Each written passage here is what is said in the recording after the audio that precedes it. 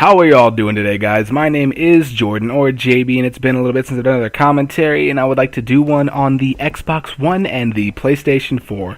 I was in my subscriptions, and I saw that Woody's Gamertag did one, so I wanted to take down some notes and do one in my own words. So, sit back, relax, and just listen to this commentary.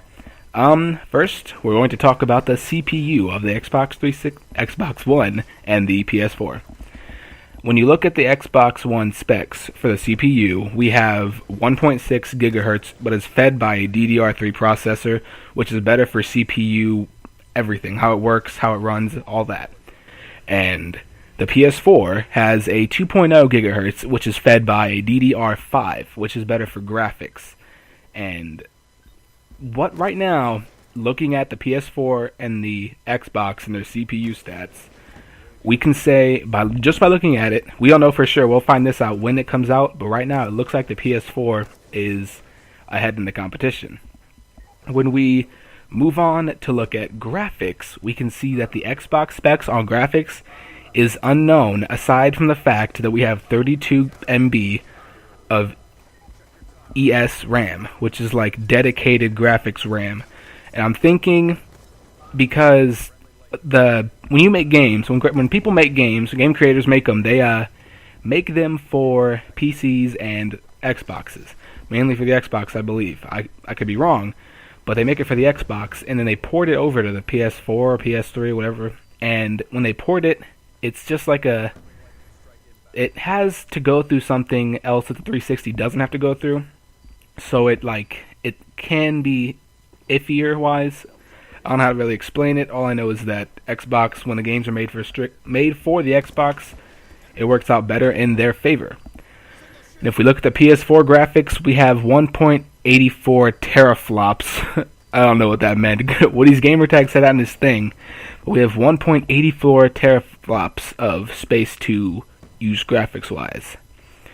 Now, if we look at what I said earlier, talking about DDR3 and DDR5, DDR3 is specifically for the Xbox, which means easier data flow, which is better for computers and CPU. I mean, when they make games for the Xbox, it should be easier it's easier to make Xbox games than PS4, PS3. That's just how it is. But the DDR5 for the PS4 is better for bandwidth and a lot of data. So if you're trying to push, imagine you have a tube, and it's a small tube. That'd be the Xbox. A lot of data could go through that tube if it was coming in short bursts, and it'd be easy.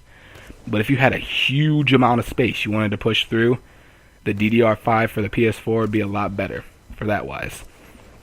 Looking at specs, right now it does seem like the PlayStation 4 is faster than the Xbox 360. But the Xbox... I keep saying Xbox 360 and PS3 and PS4. I'm getting it mixed up. Hopefully, throughout the commentary, you know what I mean. I'm talking about the PS4 and the Xbox One. But the Xbox has a trick up its sleeve. The Xbox runs Windows, meaning when game creators make them, it's easier for time. They have more time, and it's easier to write games for Windows and Xbox, because PCs run Windows, Xbox runs Windows. It goes like hand in hand when they're creating video games.